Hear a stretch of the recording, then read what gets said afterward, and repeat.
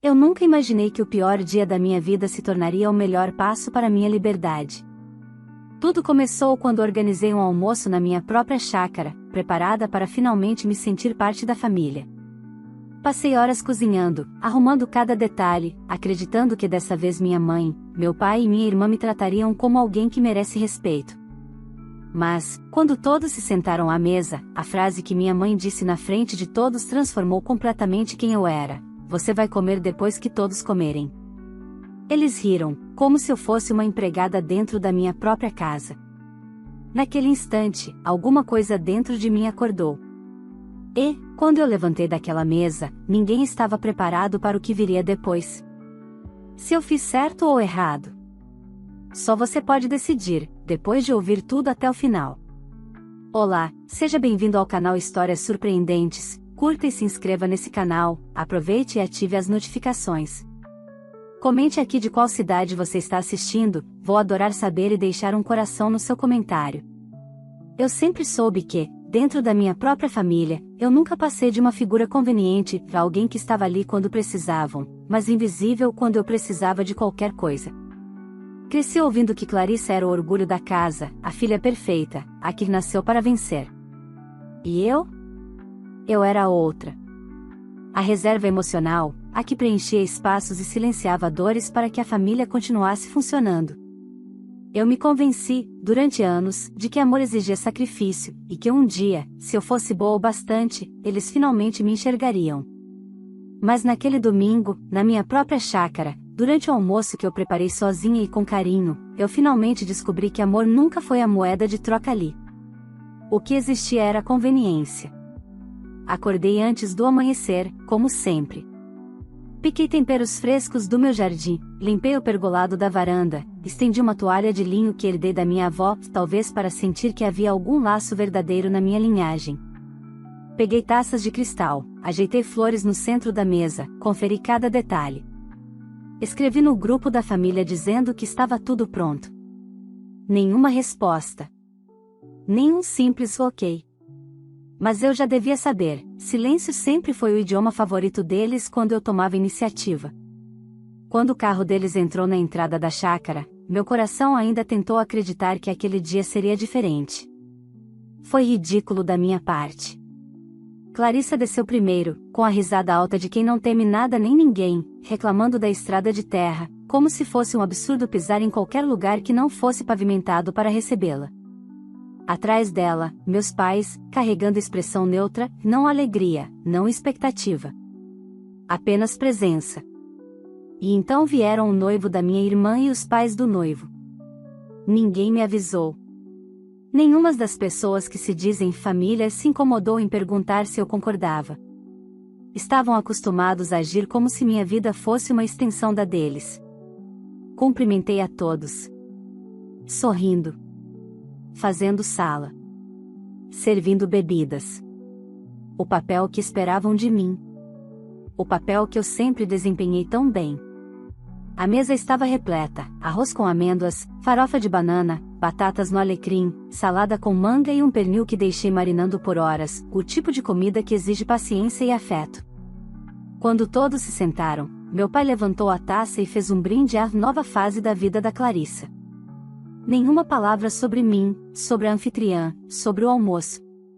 Era sempre assim. Eu era o apoio de fundo no palco da vida da minha irmã. Quando fui pegar meu prato, aconteceu. Minha mãe colocou a mão na minha frente, com a serenidade de quem dá ordem ao funcionário de um buffet, disse: "Não toque na comida. Você vai comer depois que todos comerem." Um segundo de silêncio, e depois risadas. Risadas longas, confiantes, insolentes. Clarissa, no papel de estrela, completou: "E o que sobrar, você pode comer à vontade." Os pais do noivo acharam engraçado. O noivo sorriu, orgulhoso da futura esposa dominando a cena. Meu pai não disse uma palavra. Todos queriam acreditar que aquilo era uma piada inofensiva. Mas não era. Era exatamente o que sempre foi, eu no último lugar da mesa. Eu como servo emocional da família. Mas naquele instante, pela primeira vez, não doeu. Não ardeu. Não rasgou. foi diferente. O sentimento não era dor, era clareza. Algo dentro de mim, algo que eu tinha sufocado por décadas, se levantou. Eu não era criança. Não era dependente. Não era propriedade deles. Aquele lugar era meu. Aquela comida era minha. Aquela vida era minha. E, pela primeira vez, eu enxerguei todos eles com nitidez, minha mãe com seu olhar frio, minha irmã com seu sorriso triunfante, meus pais que sempre preferiram conveniência à justiça, estranhos que achavam tudo aquilo normal. Eles não sabiam, mas naquele exato momento, a filha que eles sempre ignoraram despertou. E ninguém naquela mesa estava preparado para lidar com ela. Eu permaneci em silêncio por alguns segundos, tempo suficiente para que todos acreditassem que eu aceitariam aquela humilhação como tantas outras. Eu quase pude ver o alívio no rosto da minha mãe, como se ela tivesse colocado cada peça no lugar certo do tabuleiro. Mas quando estiquei a mão para pegar o guardanapo, não era para me servir, era para me levantar. Senti uma calma estranha correr pelo corpo, uma serenidade que eu não reconhecia, mas que me parecia familiar, como se tivesse estado adormecida dentro de mim durante anos. Levantei lentamente e todos continuaram rindo e conversando, como se eu não existisse. Atravessei a sala de jantar até o sistema de som da sala principal e desliguei a música. Foi só então que me olharam pela primeira vez naquele dia. O silêncio que veio depois foi seco. As risadas ficaram congeladas no ar. Minha irmã arqueou a sobrancelha, como quem espera uma explicação. Minha mãe apertou os lábios, impaciente por ter seu espetáculo interrompido. Meu pai parecia desconfortável, mas não o suficiente para se posicionar ao meu lado. Eu respirei fundo antes de falar, e quando minha avó saiu, ela não tremia. Todos vocês vão se levantar dessa mesa agora e sair da minha casa. Por um segundo, ninguém reagiu. O noivo da Clarissa soltou uma risadinha, achando que era brincadeira. Clarissa olhou para ele como se dissesse: deixa que eu resolvo. Depois cruzou os braços e respondeu com o desdém de quem acredita ser invencível: para de drama, Marina. Você sempre estraga tudo. É só uma brincadeira. Brincadeira. A palavra ecoou na minha cabeça como um insulto ainda maior.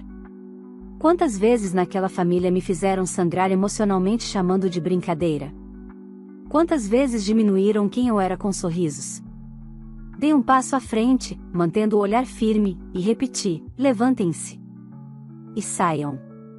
O tom da minha voz foi o suficiente para apagar qualquer resquício de deboche. Minha mãe levantou primeiro, não por concordar comigo, mas porque reconheceu que eu não estava pedindo, que eu estava determinando. O noivo resmungou algo sobre exagero, os pais dele trocavam olhares desconfortáveis, e Clarissa fez questão de bater a cadeira com força ao empurrá-la para trás. Quando perceberam que eu não recuaria, tentaram inverter a situação. Minha mãe disse que eu estava passando vergonha diante das visitas. Meu pai sugeriu que conversássemos no quarto como se eu fosse uma adolescente descontrolada. Clarissa me chamou de ingrata, disse que eu estraguei o dia dela, como se o evento fosse sobre ela, e sempre foi.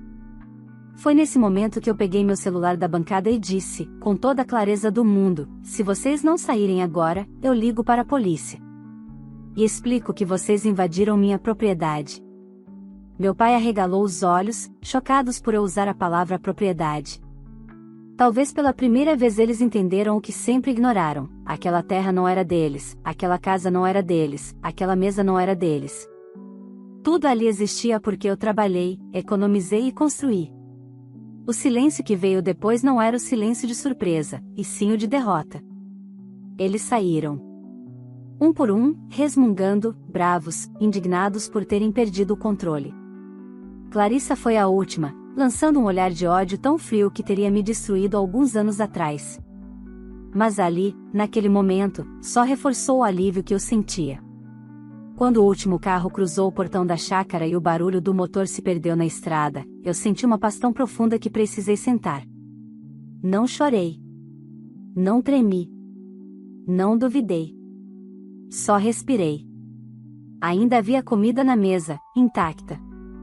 Servi um prato para mim, sentei sozinha e comi em silêncio, com as janelas abertas e o som dos pássaros misturado ao vento. Não era felicidade, mas era liberdade, e era suficiente. Eu sabia que aquilo não terminaria ali. Eles não aceitariam tão facilmente perder o poder que sempre exerceram sobre mim. E eu também sabia que, pela primeira vez, eu não deixaria barato. Eu não queria reconciliação. Queria justiça. Na segunda-feira pela manhã, o inevitável aconteceu. Meu celular começou a vibrar sem parar. Ligações perdidas da minha mãe, do meu pai, da Clarissa, do número do noivo, até de uma amiga da minha irmã que eu mal conhecia. Não atendi nenhuma. Eu sabia que não estavam ligando para pedir desculpas, era para retomar o controle. Era assim que eles funcionavam. Quando a humilhação não surtia efeito, vinham a manipulação, a culpa e, por fim, a teatralidade. Eu bloqueei todos. Pela primeira vez, o silêncio era escolha minha. Enquanto isso, preparei café e abri minha pasta de documentos. Meu maior erro, ao longo da vida, foi achar que amor familiar substituía a prudência. Mas eu nunca fui irresponsável. As escrituras da chácara, dos terrenos ao redor e a comprovação de renda estavam todos ali, organizados. Eu já imaginava, parte do incômodo deles com minha independência vinha justamente do fato de que, apesar de me tratarem como serva, eu nunca precisei financeiramente deles. E isso sempre foi um espinho no orgulho da família. Por isso, a decisão que tomei naquela manhã não foi impulsiva, foi estratégica. Se eles queriam me reduzir à figura que obedece e agradece, então teriam que lidar com a versão de mim que nunca quiseram enxergar. O primeiro passo foi ir até o banco. Entrei no prédio com uma calma que me surpreendeu. Eu, que tantas vezes hesitei em tomar decisões por medo de desagradar, caminhei até a gerente e pedi, com precisão, cancelamento e substituição de cartões, mudança de senhas, retirada de procuradores, revogação de acessos e impressão de extratos completos. Em alguns minutos, ficou claro o que eu imaginava. Clarissa tinha feito transferências usando meu cartão diversas vezes, pequenas quantias, mas frequentes. As datas coincidiam com períodos em que ela alegava estar apertada. E meus pais, através da gestão familiar das contas, tinham usado parte dos meus investimentos para pagar despesas da casa deles. Nada disso teria acontecido se eu não tivesse confiado cegamente quando diziam é tudo pela família. A gerente perguntou se eu gostaria de registrar queixa ou abrir processo imediatamente. Respondi com um sorriso calmo, ainda não. Eu queria que eles sentissem primeiro o estrago do silêncio, depois o estrago da realidade. Antes de sair do banco, deixei claro, nenhuma liberação de valores seria feita a terceiros, mesmo sob insistência. Quando voltei para o carro, senti algo curioso. Não era vingança pelo prazer da dor alheia, era justiça pela dor acumulada dentro de mim.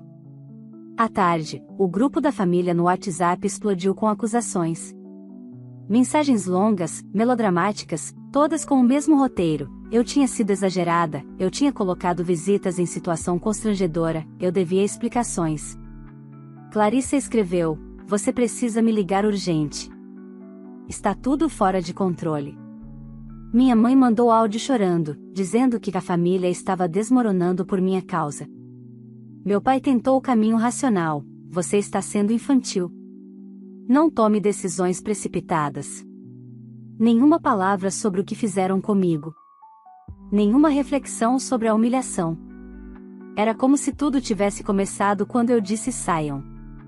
Eu deixei o silêncio responder por mim.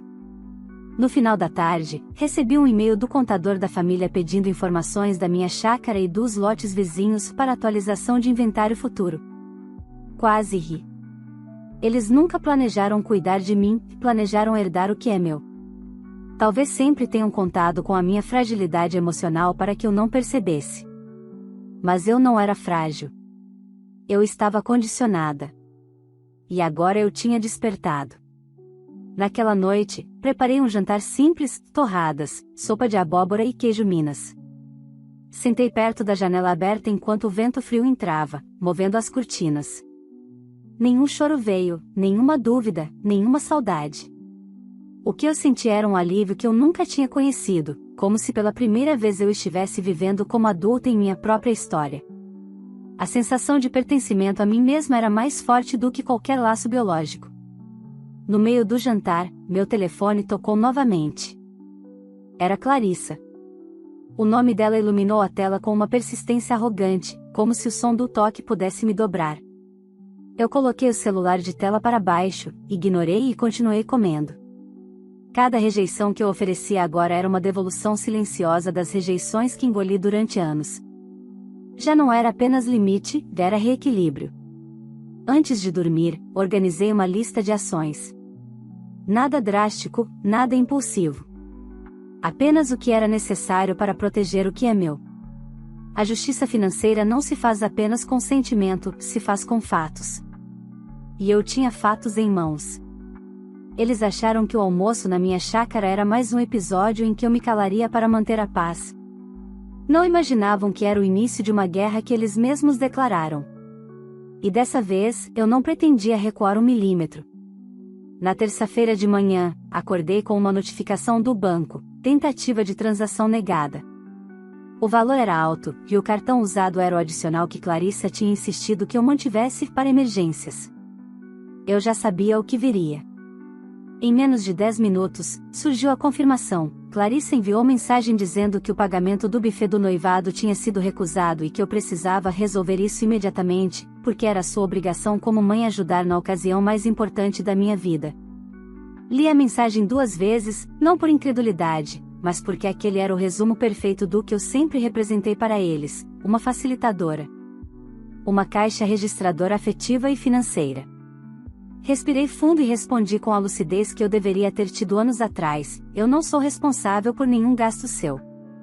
Resolva com seu noivo. Em seguida, bloqueei o número. No fim da manhã, o contador da família ligou para meu advogado, não para mim, querendo informações sobre meus imóveis. A tentativa era óbvia: pressionar por um inventário antecipado, como se a minha vida fosse um obstáculo burocrático. Recebi a cópia do e-mail, encaminhada pelo meu advogado com a pergunta: quer que eu responda? E foi nesse momento que algo dentro de mim sorriu. Essa parte da guerra não estava me destruindo, estava me fortalecendo. Respondi: sim. Responda que nenhum dos meus bens será declarado ou movimentado através da família. Somente por mim.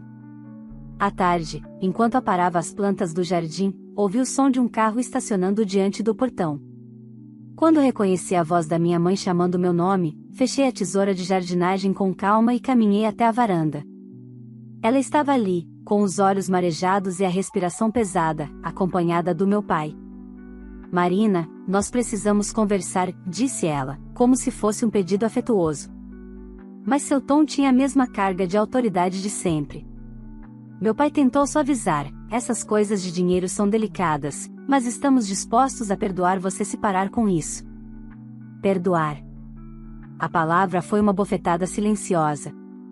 Eles queriam que eu tivesse culpa, para preservarem o papel de vítimas. Eu apenas respondi: não tem conversa. Voltem para casa.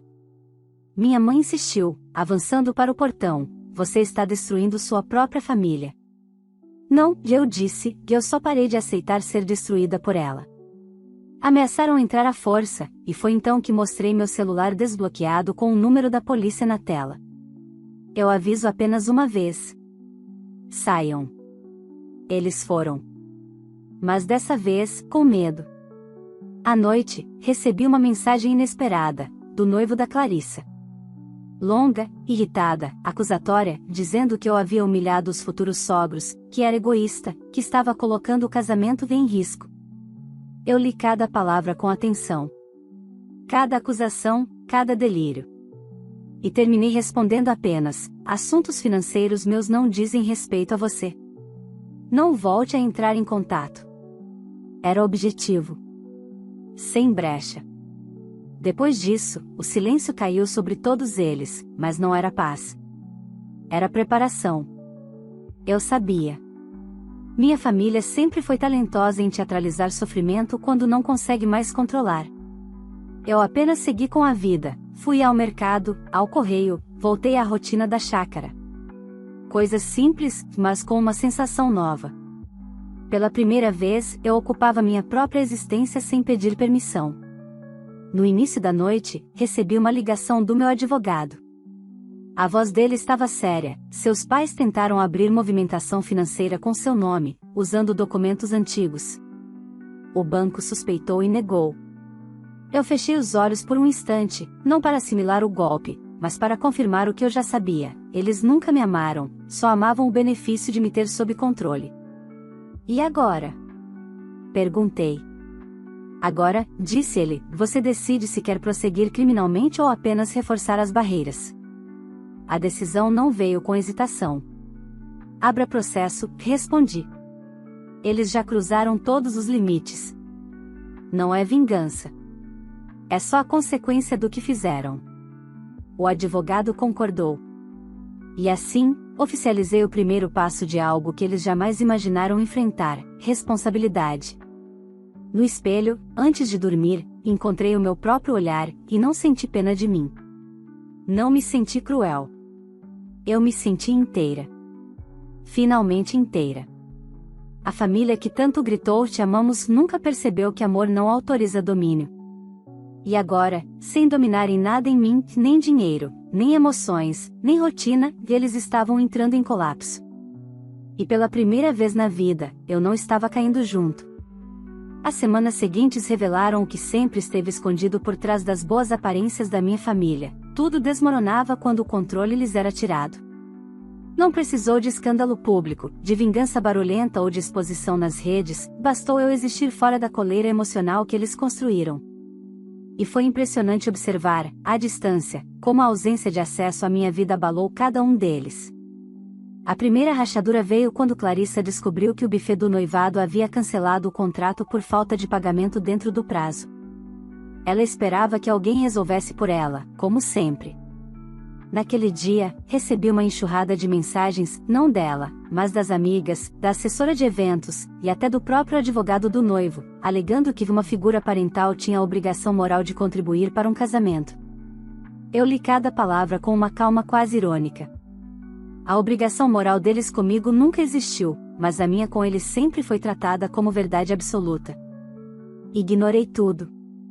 2 dias depois, meu pai foi até a empresa onde trabalhava e descobriu que o empréstimo que esperava receber para a troca de carro não havia sido aprovado, graças às dívidas acumuladas no CPF dos meus pais usando dados do meu cartão, agora bloqueado. Eu soube porque ele deixou escapar para conhecidos, que comentaram com vizinhos, que me contaram. A ironia nunca me interessou. Mas a justiça silenciosa sim. Eles sempre se apoiaram financeiramente em mim, mas sempre esconderam de todos. E agora estavam pagando o preço da própria mentira. Mas foi no meio da 3ª semana que veio o golpe maior, não contra mim, mas contra Clarissa. Uma mensagem longa chegou de uma amiga em comum, começando com: não sei se você está sabendo, mas a família do noivo tinha descoberto que parte do estilo de vida ostentado por Clarissa era mantido com cartões e transferências feitas com o meu dinheiro.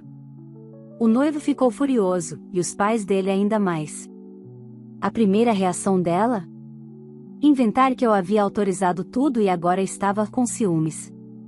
Eles acreditaram por algumas horas, até que meu advogado enviou ao advogado da família do noivo extratos datados e comprovantes de que ela nunca pediu permissão.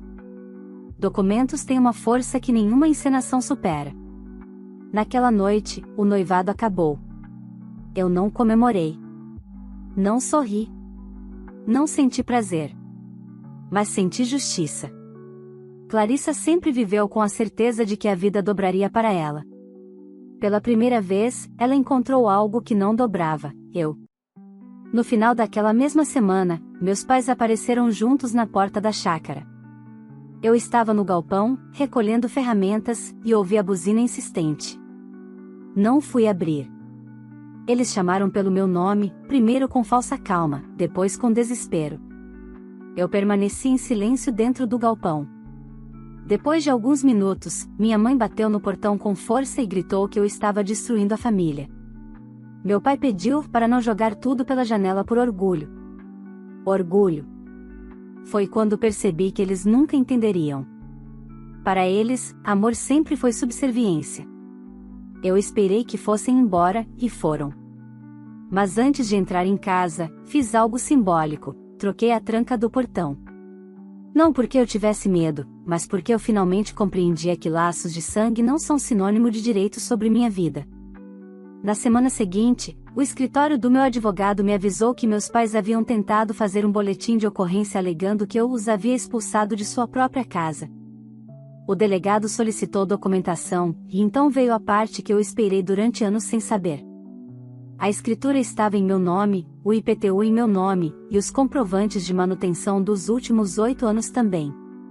Foi a primeira vez que minha família viu, de maneira concreta, que nada ali era deles.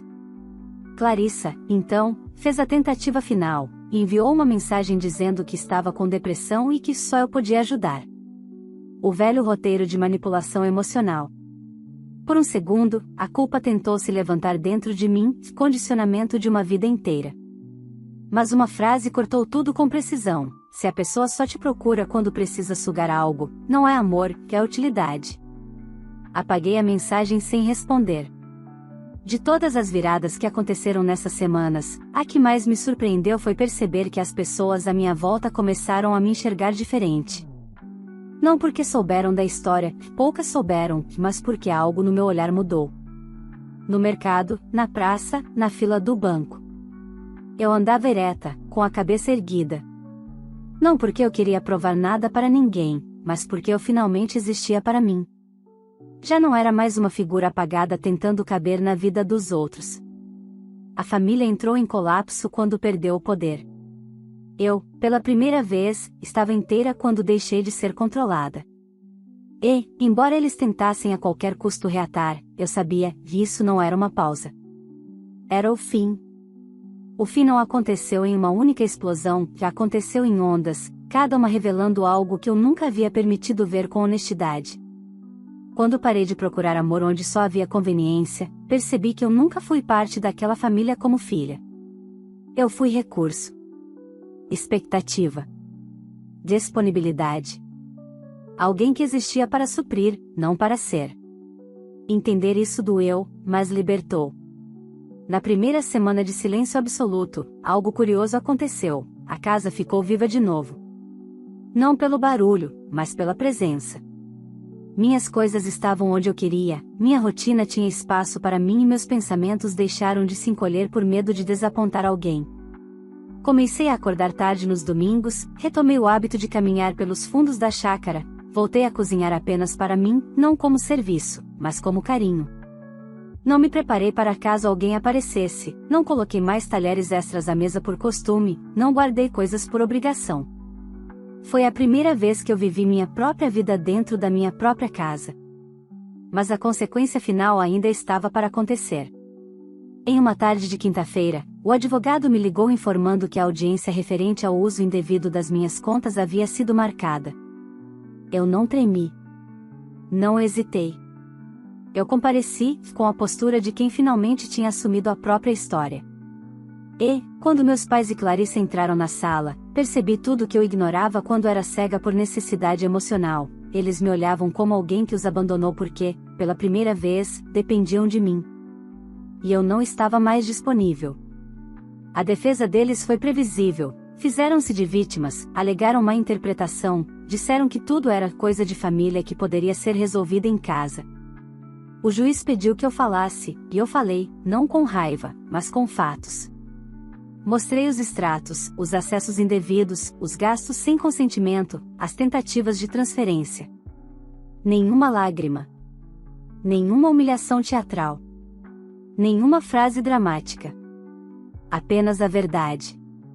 Quando a audiência terminou, ficou determinado que nenhum deles teria acesso aos meus cartões, contas ou bens, as despesas feitas em meu nome deveriam ser devolvidas e qualquer tentativa de movimentar meu patrimônio configuraria crime. Meu pai abaixou a cabeça. Minha mãe cerrou os dentes. Clarissa saiu da sala antes do fim, como quem se recusa a enfrentar o que provocou. Eu saí por último, não por orgulho, mas porque não havia motivo para pressa. A vida me esperava do lado de fora. Eles não. Na semana seguinte, troquei as fechaduras da casa, da chácara e dos galpões. Não porque eu acreditava que eles invadiriam, mas porque finalmente compreendi que proteção não é medo. É autocuidado.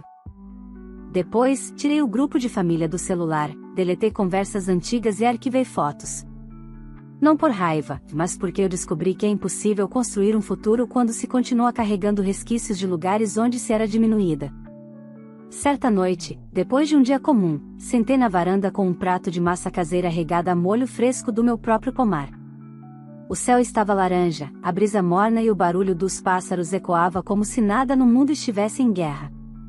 Lembrei de todos os domingos em que cozinhei para pessoas que nunca olharam para mim como filha. Lembrei de todas as vezes que me silenciei. Mas, pela primeira vez, essas lembranças não apertaram o peito. Foram apenas constatações de portas que eu fechei com minha própria mão. Algumas pessoas dizem que perdoar é essencial para seguir em frente. Talvez seja para algumas. Mas, no meu caso, seguir em frente só foi possível quando eu parei de negociar com quem me machucou. Perdoar, para mim, teria sido aceitar novamente a coleira emocional que eles tentaram colocar no meu pescoço durante toda a vida. Não havia cura em voltar. Havia cura em permanecer longe. Um mês depois, meus pais tentaram fazer contato outra vez, pela última vez. Não houve insultos, chantagens ou acusações, apenas um texto simples: sentimos sua falta. Vamos conversar? Eu li com calma. E então entendi, eles não sentiam minha falta, sentiam falta do benefício de me ter. Porque quem sente falta de uma pessoa não tenta destruí-la. Não respondi. E não foi por orgulho. Foi por paz. Fechei o portão da chácara e caminhei pela grama úmida, sentindo aquele pedaço de terra sob meus pés como extensão do meu corpo. Não era só a casa onde eu morava. Era o símbolo do dia em que eu deixei de ser a filha rejeitada e passei a ser a mulher que se escolhe. Não houve reconciliação. Não houve retorno. Não houve abraço final. Houve liberdade. E, depois de anos sendo tratada como o resto, eu finalmente me tornei o prato principal da minha própria vida. Se você chegou até aqui, significa que essa história realmente prendeu a sua atenção. Então, antes de sair do vídeo, deixe o seu like. Isso ajuda muito o canal a crescer e a continuar trazendo histórias impactantes como essa. E se você ainda não é inscrito, aproveite agora e clique no botão de inscrever-se para acompanhar todas as histórias que publicamos diariamente. Agora eu quero saber a sua opinião. Você faria o mesmo que a protagonista fez? Você teria coragem de expulsar a própria família após tantas humilhações? Deixe sua opinião nos comentários, eu leio todos com atenção. E coloque também de qual cidade ou país você está assistindo, porque eu quero passar lá e deixar um coração no seu comentário. Ah, e se essa história te tocou de alguma forma, compartilhe o vídeo com alguém. Isso ajuda muito a fortalecer o canal e faz com que mais pessoas conheçam esse tipo de conteúdo. Muito obrigada por acompanhar até aqui. Nos vemos na próxima história.